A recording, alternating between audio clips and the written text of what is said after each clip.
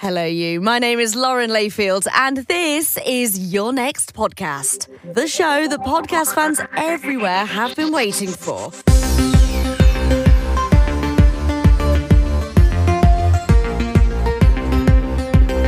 If you've ever had a total brain fade when someone asks what podcast they should listen to next, or maybe you've spent the whole train journey just scrolling through shows to find the next one to binge, you can relax right now.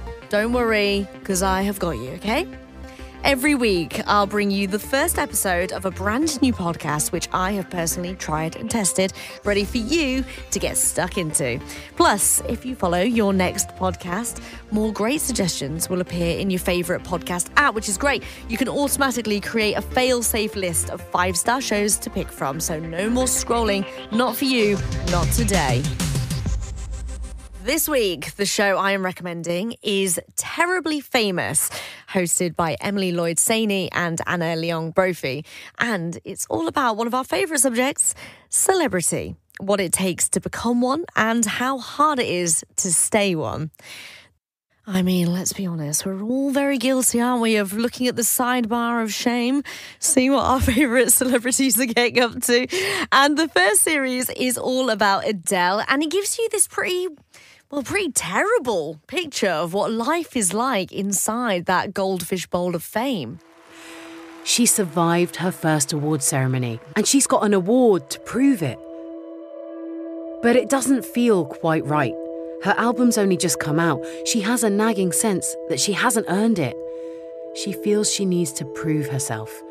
And her record label says, "You're right, let's do America." I love the fact this podcast is hosted by two best friends because you can really feel that chemistry. It's very natural.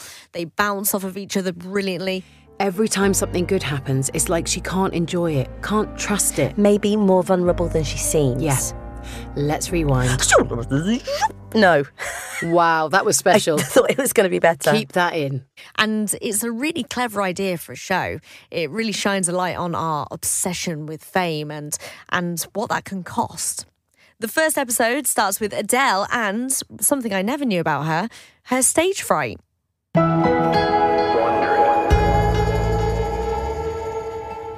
Hello, you.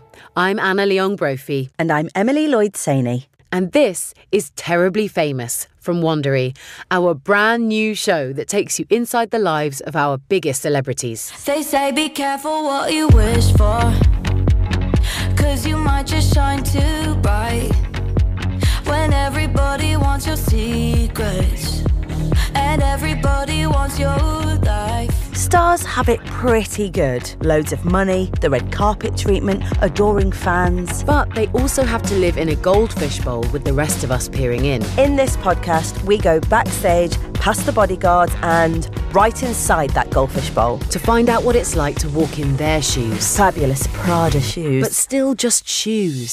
This is a show about celebrity, what it takes to get it, what it's like to have it, and why, when everyone's watching, you're only one cancelled Vegas residency away from it all going wrong. Terribly wrong. It's not easy being terribly famous. Just ask Adele.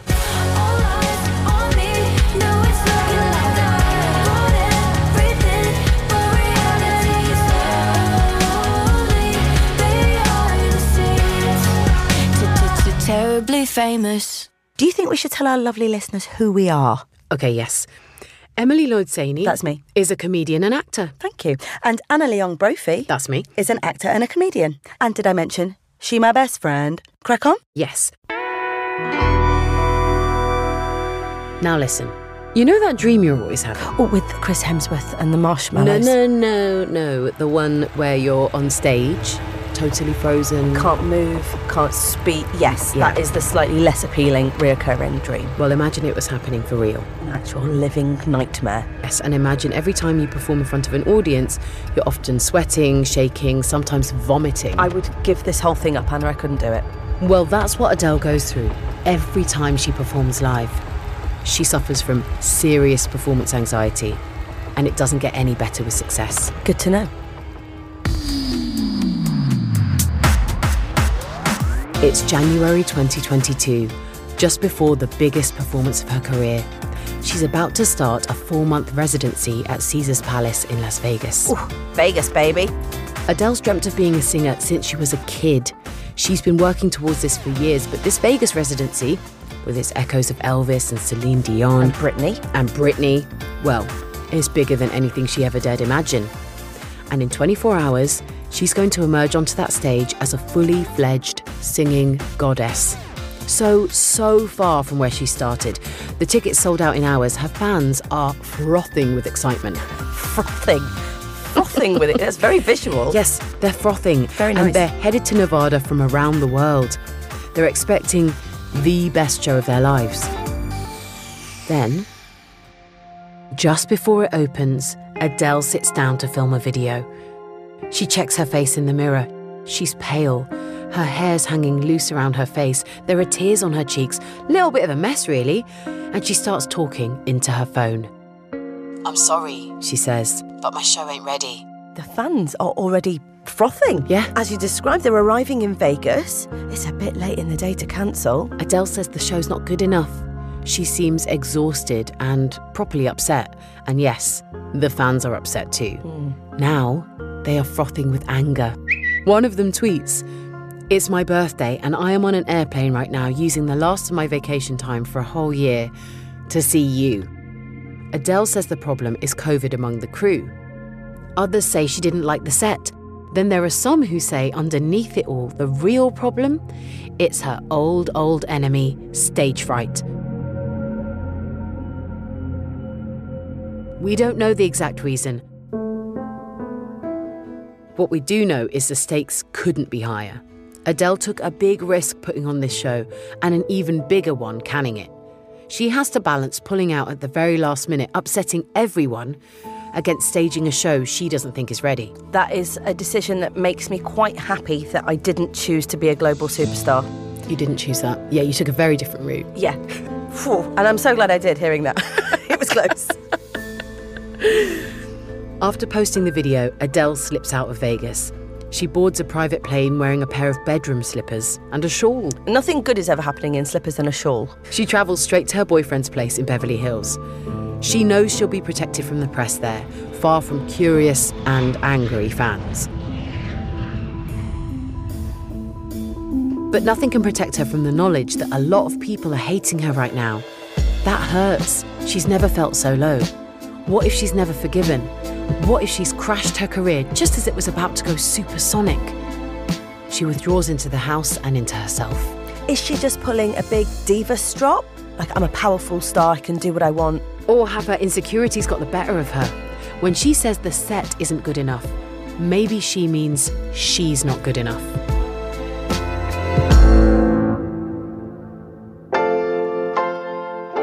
So, we're talking Adele, a singer and songwriter so talented she doesn't even need a surname. In fact, no one even knows what it is. Really? No, not really. No.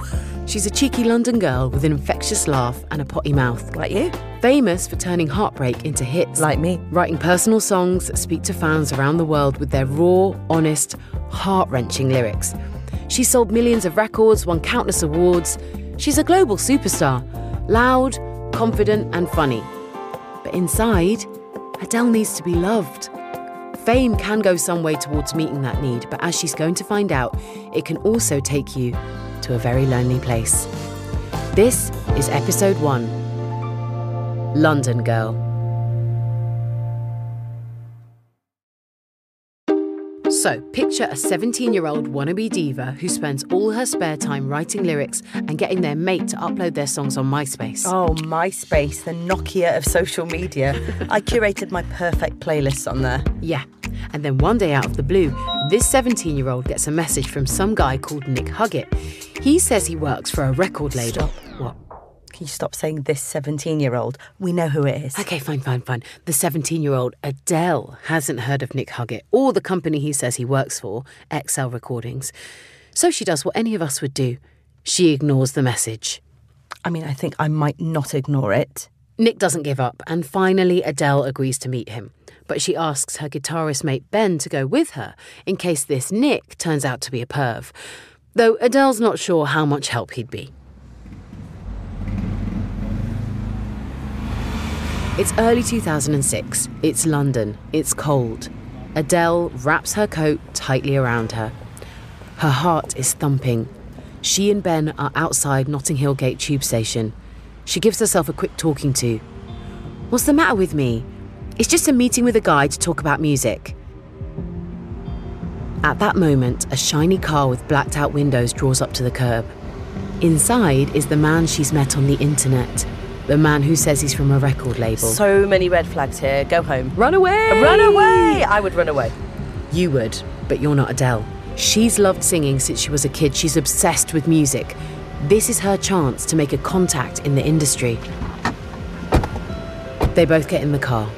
It pulls away and purrs past the multicoloured terraces and antique shops of Notting Hill. Down a small side street, it comes to a stop. Adele peers out of the window.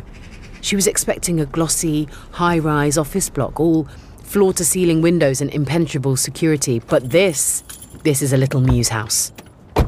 There's not much to it, though there is a black and white mural painted on the wall. Oh, well, why didn't you say there was a mural? That's synonymous with the music industry. I feel completely safe. Well, I just wanted to reassure you, Emily. Oh, thank you. There's a mural. Should have said at the start. I was panicking then. Once Adele enters the front door, she sees this isn't an ordinary house. Nick leads them down the corridor. There are music posters and gold discs hanging on the walls. Adele can't take them in quickly enough. The White Stripes, Dizzy Rascal, MIA, The Prodigy. Oh my God, she thinks. This Nick Huggett is actually legit. She starts feeling excited. Is he about to ask her to be a music scout? She doesn't care, as long as she's close to music, and as long as it pays more than her Saturday job. Then, Nick asks her if she's signed. At first, Adele wonders if she's heard him right. What does he mean? Nick carries on. He's heard her 3 songs, the ones her mate uploaded to MySpace. She's thinking frantically, trying to understand. 2 things. I love that she hasn't clocked what's going on, and I love her friend that did that for her. Nick tells her it's the emotion in her voice that captured his attention. Hearing her sing made the hairs on the back of his neck stand up, he says. That's why he contacted her. Adele sits down. Her heart is racing. She stares up at the faces in the glossy posters on the walls. That could be me one day, she thinks. It's overwhelming. Nick asks her who her manager is. She blurts out, Pat at Gap. Gap the clothes shop. Yes. Amazing. Couldn't wait to tell you that, mate. Oh, bless her. Adele works part-time at the one on Kensington High Street, which I did know very well in my youth. She realises too late what he must have meant. Adele flashes a look at this Nick guy. Has she just put her foot in it? Showing she's not sophisticated or experienced enough to be taken seriously. Even her mate Ben is shaking his head. Oh, Ben, back me up. But Nick just laughs and says, get yourself a manager, a proper one. No shade, Pat. I'll give you the name of someone I know. Then we'll talk about signing you. And it really doesn't take long. She recruits a manager, who's called Jonathan, and later that year, Adele signs to XL Recordings. She's done it. She's got what she's wanted for a very long time, and it all happens so fast. Adele wastes no time before celebrating. She heads off to a local pub to have a drink with her mum Penny and some friends. I've got a mum called Penny, and I've got some friends. Hang So, on. I'm just seeing some parallels, that's all I'm saying. Absolutely. She makes an entrance wearing a fancy new Burberry coat. The similarities have ended. Have ended, yeah. She bought her coat with her sensible signing fee, and she's smoking a Marlboro Light. Her days of cheap rollies are over. Now, you love a cheap rollie. I do love a cheap rollie, much better than a Marlboro Light. If anything, your days of cheap rollies have just begun.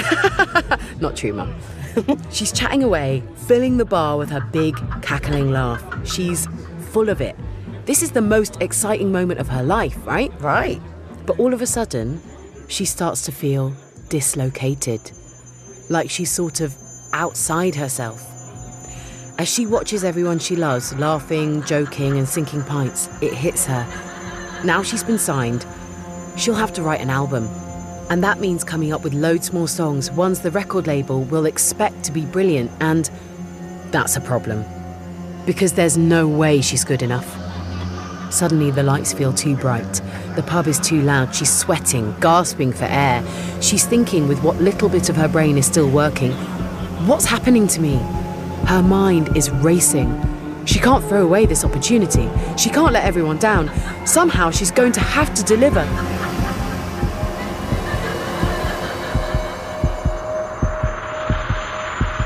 Adele is having a full-blown panic attack. I diagnose classic imposter syndrome. Wish I could say I didn't relate. I know. She's got a big personality, but inside, she's not that confident. Adele is freaking out. Self-doubt doesn't evaporate just because somebody, a man you've met on the internet, says you're a star. Yeah, especially when life keeps reminding you that you can't always trust what people say. It's early 2007, about 6 months after Adele's panic attack. To be honest, it's looking like she was right to be nervous, because despite all the faith her new label's shown in her, Adele's struggling. She just can't come up with any songs she thinks are good enough for her first album, even though she's in the studio every day. And that's the problem. She's in the studio every day. She's worn out. All she seems to do is go round and round the same chords. She decides she needs a break. Leaving her guitar at the studio, she heads out into central London to surprise her boyfriend, who she knows is out too. Probably at the Mean Fiddler on Charing Cross Road, she thinks. The dark streets are buzzing. This is what she loves about the city. Her city. Adele walks into the club and scans the crowded room. As her eyes adjust to the sweaty gloom, she sees her boyfriend. Just as she's about to make her way over, she clocks that he's kissing someone else. The scumbum! This is Adele, sir. Exactly. Adele can't believe what she's seeing. I can't believe what I'm seeing. She could run out crying. Instead, she feels a wave of anger rising up inside her. So do I. She charges over, too furious to speak, and just punches him. Oh, no punching. Use your words. Use your words. That's what I say to my 3-year-old, and it counts for a 17-year-old too. Two big burly bouncers are heading towards her. Time for a quick exit. She doesn't even bother looking back as she races out and sets off down the street. She doesn't know where she's going. She's weaving through the crowds of tourists, snapping photos, dodging audiences, spilling out of West End theatres. She doesn't stop. Actually, she can't stop. Onto Regent Street, then Oxford Street, running. And the whole time, one thought keeps spinning round and round in her head. I'm not even doing anything, just chasing the pavement. A phrase that no one would ever hear again, sadly. She stops, breathless. And with no one else to say it to, she presses record on her phone. Chasing pavements, just chasing pavements. The next day, Adele heads back into the studio. She can't pick up where she left off yesterday because everything has changed. A boy's broken Adele's heart for the first time. She gets out her phone and listens to the line she recorded the night before. Chasing pavements, just chasing pavements. As she feels the pain of her boyfriend's betrayal, she starts writing. As she's writing, it's like she goes to another place. Channeling the hurt, the grief, she pours her feelings into the song. It's the same quality Nick Huggett picked up on, the emotion behind her songwriting and in her voice. It's real, it's powerful. Now she has a new song, good enough for her debut album. But she's still heartbroken. See, yeah, it's brilliant, but it's a high price to pay for a great song. But the song has given her what she needs. She's beginning to think she can do it. She will do it. She's going to finish the album. There's another song she's half written. It's tucked away in the folder marked First Album. Very inventive. She thinks there's something in it, but it's not quite right yet. It's called Cold Shoulder. She plays it for the label. They call it Charming. Not exactly what she's aiming for, I'm guessing. Yeah, Adele wants to turn it into something people can dance to, something upbeat. She needs to work with someone who can help her give it more rhythm, more drive. She asks for help and she's told, you can work with anyone you like. What? And Adele's like, seriously, anyone? In her mind, that anyone is a guy called Mark Ronson. He's worked with Lily Allen and just produced most of Amy Winehouse's Back to Black, which looks set to be the best-selling album of the year. It is a great album. One of the best? One of the best. Yeah. Though I have to say I prefer Frank. Anyway, Adele throws his name into the mix, not sure if anything will come of it. Her label starts making calls and then shockingly, it's happening. A date's gone into the diary for a meeting with Mark Ronson, the Mark Ronson. Adele knows this is serious. She preps like mad. She jots down a load of ideas about how she wants Cold Shoulder to sound. She arrives at the office bang on time. Nervously lights up a ciggy. And then another. And another. She's sitting, smoking, waiting. But the Mark Ronson is a no-show. No, come on, Mark. She's gutted and embarrassed. But on the plus side, she could write a heartfelt power ballad about being gutted and embarrassed. She does something else. Something I feel like you might do in these circumstances. She goes back to her flat, pops open a bottle of wine and watches Jerry Springer. More of a Maury girl, but yes, get the vibe. I would do that. Jerry. Actually, it's more Ricky Lake for me. She has no idea her label has been desperately ringing round trying to find Mark Ronson, who had totally forgotten the meeting. They track him down and give him Adele's address. The problem is, when Mark arrives at Adele's flat, she's already pissed. Pissed off? Pissed drunk? Let's just say the room is spinning. Oof. But in that moment, Adele decides she's not going to throw away this opportunity. She grabs her notepad, which is full of brilliant ideas, and basically thrusts it in his face. The gamble pays off. Mark Ronson agrees to work with her on Cold Shoulder, and the result is pretty damn good. Another one in the bag for Adele's debut album. That's 2 songs for sure, and she's got a bunch more that are half ready, but she's still nowhere near releasing the album which everyone is waiting for, which is why she thinks it's bonkers when not long after, in June 2007, she's invited to perform on Later with Jools Holland. That's big. It is big, and it's a big deal for Adele. When she was little, her mum... Penny. Yeah, well done. Listening. She used to let Adele stay up late on Fridays to watch it. And now, Adele's about to become the first unreleased artist ever to perform on the show. That's amazing. Or she will be if she actually manages to make it through her performance. Right now, she's backstage in a pokey dressing room somewhere in the bowels of BBC Television Centre. Penny's in there with her, trying to calm her down. Adele is sheet white and shaking. She's not 100% sure if she's going to throw up or faint. Ever since that first panic attack, just after she was signed, Adele's been struggling with stage fright. But this is a whole new level. On the bill tonight are Björk and Sir Paul McCartney. They're so famous. They're so famous! And she's just a teenager from South London with a handful of songs no one even knows yet. She looks in the mirror and takes a wobbly breath. She doesn't deserve to be here. Her heart is beating fast. She's going to let everyone down. She can feel it. She's about to lose it completely when Jools Holland, the presenter, comes in to introduce himself. Adele puts on a brave face. He seems lovely, and so do the crew. And then everything happens very quickly.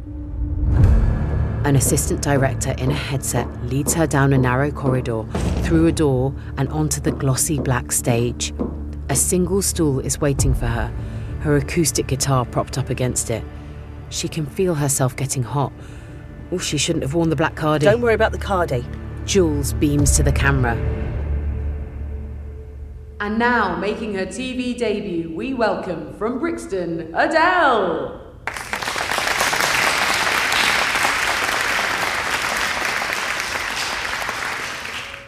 Adele's decided to sing Daydreamer, a song she wrote at school about a crush she had in sixth form. Her mum is sobbing in the front row, but when Adele gets to the end, her heart sinks. She knows she could have done it 100 times better. I have seen that clip on YouTube, and it is literally breathtaking. Yeah. If you haven't seen it and you're listening to this, just watch it. Do yourself a favour and watch it. It's gorgeous, and just know that context behind it. Beautiful. The crowd know they've just seen something very special. So does Jools. But try telling Adele. She's so deflated. Afterwards, when she spots Sir Paul McCartney in the corridor, she goes to jelly. She can't work up the courage to talk to him. Instead, he stops her and tells her she did a brilliant job. But she can't believe him. What? Yeah. Well, it doesn't really matter what he thinks. What really matters is what the audience at home thinks. No one yet knows, she doesn't know, whether her music will find an audience. She loves her music. But will anyone else?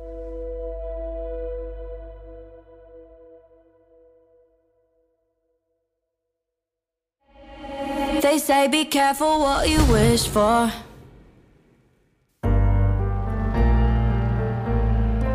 It feels like the panic attacks and stage fright are always there in the background for Adele. Every time something good happens, it's like she can't enjoy it, can't trust it. Maybe more vulnerable than she seems. Yeah. Let's rewind. No. Wow, that was special. I thought it was going to be better. Keep that in. We're going back, way back, another 14 years back. 1993. Adele is 5 years old with wispy blonde hair and green eyes. She's cute and she's cheeky. She lives in a 2-bedroom council flat in Tottenham, North London. It's close enough to White Hart Lane, Spurs' famous stadium, that sometimes she can hear the roar of the crowd from her bedroom. Probably she could hear my dad as well. Season ticket holder, shout out to Tim. It's just Adele and her mum, Penny. And they're a tight unit. Her dad left them 4 years ago. So Adele was just a baby when he left? Yeah, she said in interviews that her parents were in love before she was born, so it wasn't a quick fling. But he wasn't around much after the split, and now he lives in Wales, miles away, so she doesn't see him much. Adele's happy at home. Penny's warm and full of love. The flat is always filled with music, and friends and family often drop by. The place looks lovely, with handmade furniture and wallpaper that Penny painted herself. Penny's young and she's trendy. She was only 18 when she got pregnant with Adele. She had to drop out of art college, but she's always turning her creativity to something. Right now, she's sitting at the stripped pine kitchen table, her battered old sewing machine in front of her. Kneeling next to her on a chair, Adele's overseeing Penny's work, watching out of a slightly gunky eye while her mum sews sequins onto an eye patch. Adele's been told to wear one for her conjunctivitis. Oh, lovely. I think just a shout out to my mum, Penny. I think she would have done that for me too, but I had stupid healthy eyes, so she never got the chance. Well, Penny's pimping the patch for good reason. Adele is obsessed with Gabrielle, a singer who's just burst onto the scene. With short hair and her own sparkly eye patch, Gabrielle doesn't look anything like your average 90s pop star. But it's not just her look. Adele loves Gabrielle's voice. She wants to be her.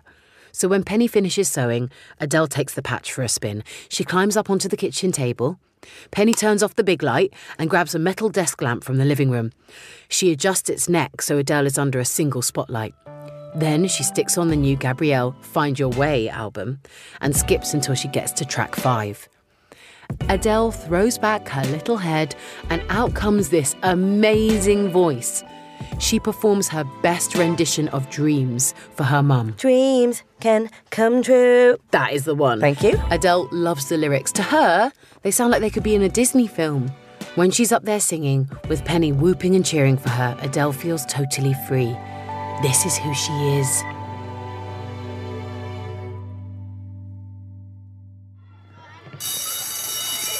At school the next day, little Adele bounces into her classroom. She's a bright, chatty, outgoing pupil, and she's rocking her sparkly eye patch tribute to Gabrielle. But the other kids don't get it. They tease her, make her feel stupid. No, she's just doing her. I know. I don't like to say it about kids, but I will. Scumbums. Oh, Emily, could have said it better myself. Absolute scumbums. So she takes the eye patch off and shoves it to the bottom of her school bag. Later that day, when she gets home, she puts it in a drawer, and there it stays. Oh. Only coming out for her special kitchen table performances for her mum.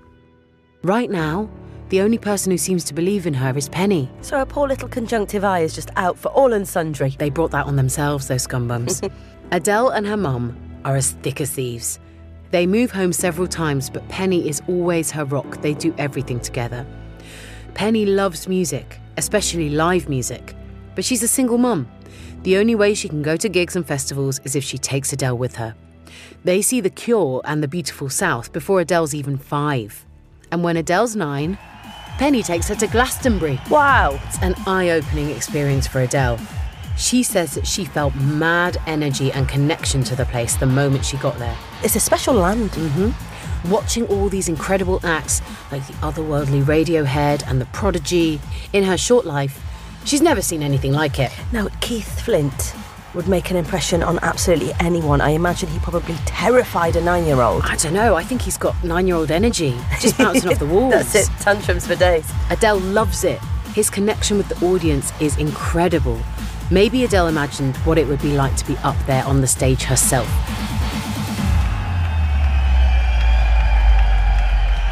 That night made a deep impression on her. You never forget your first glass then.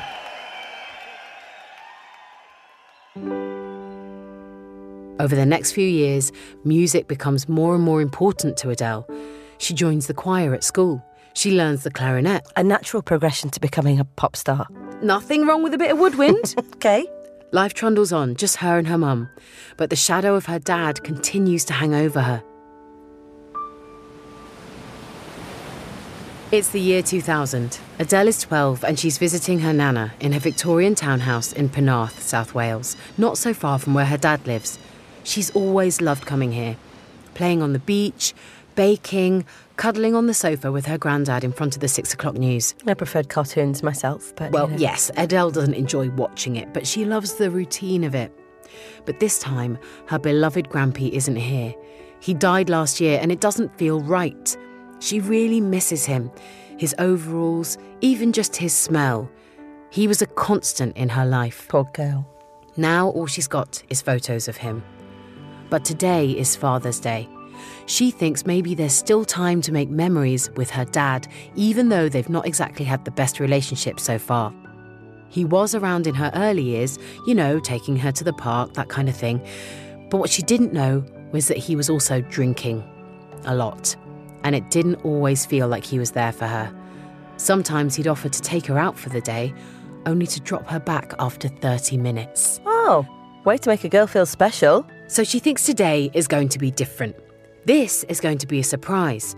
She persuades her nana to call him. She hears her talking to him in firm, hushed tones, making him promise to turn up this time. Adele plans a whole day for them. A trip to Barry Beach, Knickerbocker glories from her favourite ice cream shop, and then she sits on the stairs where she can see the front door and she waits. And she waits. Hours pass and he doesn't show. Finally, Adele's nana comes out and wraps her up in a silent hug. Sobbing, with her nose pressed into her nana's blouse, gutted and furious, Adele makes a decision. She doesn't want to be let down by him anymore. I'm going to cut my dad out of my life for good. I want to give her a hug too. And it wouldn't be silent. I'd say, come here, baby.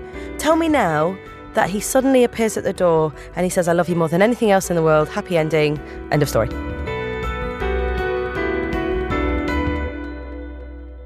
Emily, he doesn't. And when Adele gets home, she sits down at her mum's piano. She's overwhelmed by feelings she only half recognises. Grief over her Grampy's death, fury and sorrow caused by her dad. She starts humming to herself, jotting down some words. She calls it, This Is My Life. It's not even a proper song, just a collection of lines. But one thing she knows is that it feels true to all the hurt and sadness she has bottled up inside. And she is 12. Go on, girl. After this, Adele starts writing more and more. Lines, thoughts, feelings. She feels like she comes alive when she's turning her thoughts into song. It feels like she's connecting to something real. And music is everywhere in her life. Penny's house is full of it. Adele is drawn to dynamic female artists like Beyoncé, whose empowering songs she loves. And one of her mum's favourite singers, Nina Simone. Music is the backdrop to her entire life. And then she wins a place at the Brit School, a state-funded performing arts secondary. It's stuffed full of kids destined to be stars. Kate Nash is a fellow pupil, as is Jessica Cornish, later known as Jessie J. And a few years above, there's Katie Mellower, who's on the verge of signing a record deal. Oh, and a little someone you might have heard of called Amy Winehouse. I think I may have heard of Amy. Yes. Do you know, I thought I was going to go to Brit School, but I couldn't sing or dance and didn't apply. That's so weird that you didn't Genuinely, get in. though, I thought that's my place. And they didn't take you. No, so weird. Bizarre. Adele is surrounded by talent, but it also makes her feel underconfident. She doesn't like putting herself forward for things. It makes her anxious. But we know life is complicated for her, and music is an escape. So she's not about to walk away from it. She's 15 now and loves looking for new sounds, new singers. She hangs out in HMV on Oxford Street, browsing CDs, listening to people she hasn't discovered yet. I spent so many hours doing that in HMV, and I think I liked it because I'm a Virgo and everything's alphabetised. One time, an Etta James album catches her eye. She was an American rhythm and blues singer with a bit of gospel thrown in. She was big in the 60s and 70s, famous for hits like Something's Got a Hold on Me. Adele doesn't know her, but she likes her picture. Iconic, cat's eye makeup, big blonde beehive. Exactly. Adele buys the CD just so she can take it to her hairdressers and ask them to do her hair like Etta's. But when she actually listens to the album, Adele falls in love. She's transported by Etta James' voice. She's never heard anything quite like it before. Adele connects to her instantly. She believes every word Etta is singing, and she wants to sing like that too. The rawness and emotion in Etta's voice is thrilling to her. Adele might be able to copy Etta's iconic beehive, but the voice? That's much harder. The raw, emotional power of singers like Etta James and Nina Simone, that's what she's reaching for. She knows she feels things very deeply, but will she ever be able to channel them like her idols can?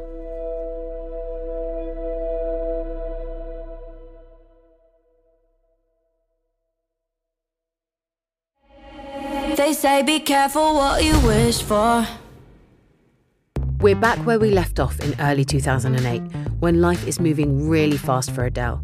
She's met music exec Nick Huggett, bagged herself a manager, got a record deal, and all before she's turned 20. I think I'm keeping up. Well, Adele is only just keeping up, and it's her life.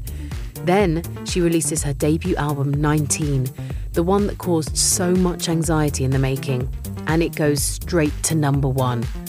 A month later, in February, she's at her first major awards show, the Brits. Oh, lovely. It's the biggest night in British music. Adele can hardly believe she's there. Every time she looks round, there's another famous face. She's collecting the Critics' Choice Award. That's a huge deal. It's a massive deal. She's not just at the Brits, she's at the Brits. She's at the Brits, baby. She's been nominated and she's getting an award, voted for by hundreds of music industry insiders, from record execs to music bosses at radio and TV stations. Anyone who's anyone, basically. Yes. Her name's announced.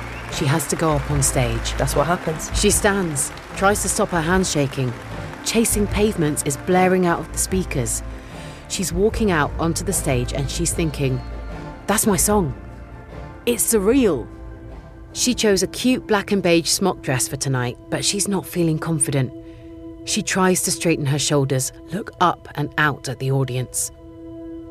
The stage is decorated in purple drapes, a red velvet throne with a giant bejeweled skull looming over it. She doesn't know whether she's going to rock this or make a fool of herself. What she does know is that this is the biggest moment of her life so far. There's no doubt about that. And whooping and leaping around in the front row is a crowd of Brit school students. She should be down there with them, not up here. Waiting for her, preparing to give her the award, is the pop star Will Young. She steps up to make her speech. The first word that comes out of her mouth is, "Hiya." Oh my God, she thinks. I sound like I've just picked up the phone to my nan. But it's very nice. Always start with hello. She says, "I'll keep this short because I find speeches really boring." Adele relaxes slightly. She's being herself instead of some super cool star, and it seems to be working. So she carries on being totally honest and says, "My heart's beating really fast." She thanks everyone that voted for her, her manager, Pat at Gap, and she thanks her beautiful mum.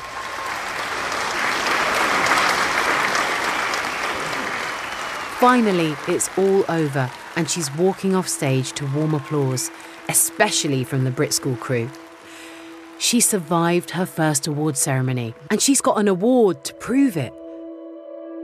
But it doesn't feel quite right. Her album's only just come out. She has a nagging sense that she hasn't earned it. She feels she needs to prove herself. And her record label says, "You're right, let's do America." Oh, it's the big time, baby. No pressure. Only a few months after the Brits, in the summer of 2008, Adele finds herself on tour. San Francisco, Seattle, Portland, Chicago, Minneapolis. It's not easy to crack America. Many have tried and failed. Yeah, there's a long list of shattered dreams there. Robbie Williams, Blue, obviously immediately springs all the to big mind. ones. But her label thinks she's got a good chance of charming American audiences. And it does feel like they were right. She's packing out venues and recruiting an army of new fans. But it's taking her a long way out of her comfort zone. Her anxiety and nerves aren't going away. Every performance is a battle with stage fright.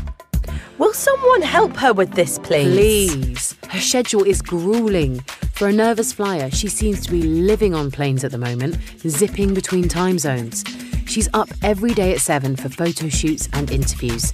Between her raw, heartfelt ballads, she moans to audiences about the summer heat, her migraine, and her painful wisdom teeth. They laugh and cheer, loving her unstarry presentation, her realness. But despite all of this, deep down, Adele's longing for home. And the moaning, well, they're real moans. She's not loving it. So the next time Adele gets on a plane, she isn't going to her next gig. She's going home. Back in her bedroom in her Notting Hill flat, Adele types out an urgent message on her blog. She's cancelling the rest of her US tour. That's not the way to break America. She says she's sorry.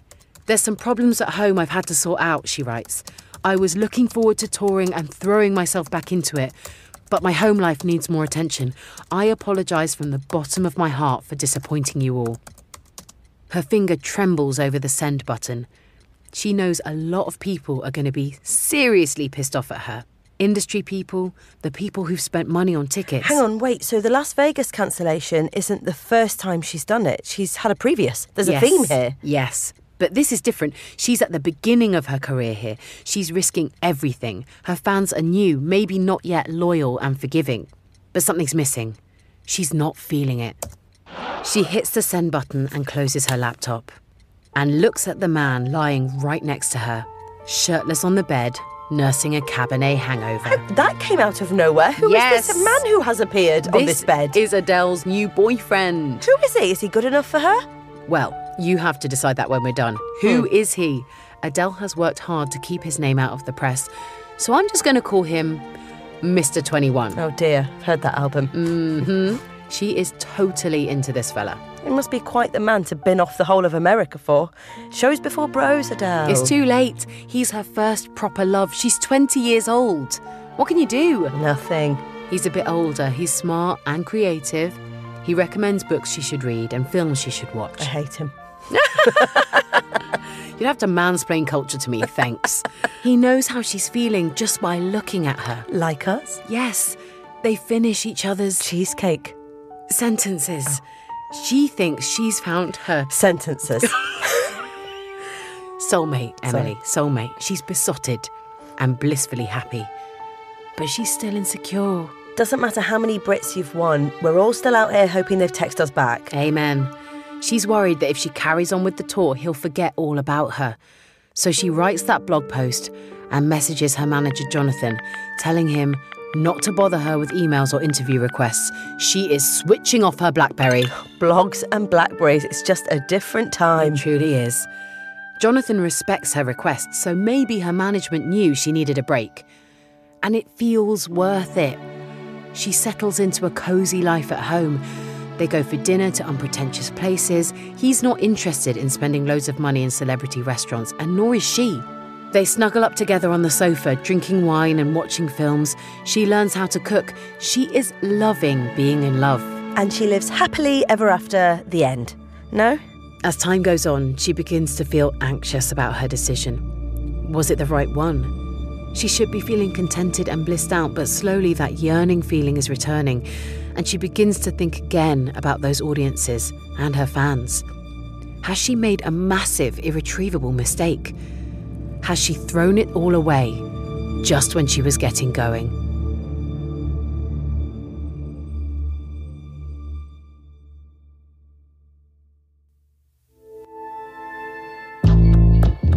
From Wondery, this is the first episode in our series about Adele.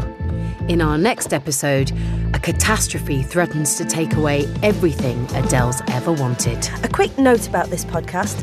We can't know everything that was said or done behind closed doors. That's how life goes. But we can interpret events, words and sources to tell this story. So even if a scene or conversation has been recreated for dramatic effect, it's still based on biographical research. We've used many sources to make this series, including Danny White's biography, Adele to 30 and Beyond, and Sean Smith's Adele. Plus Adele's interviews with Oprah, Vogue, BBC Radio 4's Desert Island Discs and Zane Lowe. I'm Anna Leong Brophy. And I'm Emily Lloyd-Saini. Terribly Famous is a production of Wondery and Loftus Media. Lydia Marchant wrote this episode. Our sound design is by Peregrine Andrews and Dan King. Script editing by Tamsin Hughes. This episode was produced by Faye Lyons-White. Our series producer is Theodora Laludis for Wondery. Our managing producer is Rachel Sibley for Wondery. Our executive producers are Rich Knight, Jessica Radburn and Marshall Louis for Wondery and Kirsten Lass for Loftus Media.